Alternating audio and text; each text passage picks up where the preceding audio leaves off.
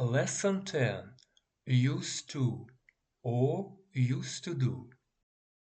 1. For past habits and repeated actions. When talking about things you did often in the past but don't do anymore, we use used to. It helps us contrast then versus now. Example: Nicola used to travel a lot, but she prefers to stay at home these days. Meaning, it happened in the past, but it has stopped.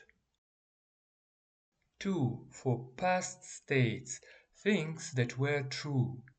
We also use used to for things that were true for a long time, but are not true anymore. The building. This building is now a furniture shop. It used to be a cinema. Preferences. I never used to like coffee, but I've started drinking it recently. Appearance. Lisa used to have very long hair when she was a child. 3. Questions and negatives. In questions and negatives, the "d" at the end of used usually disappears because we use did or didn't. Questions: Did you used to eat a lot of sweets when you were a child?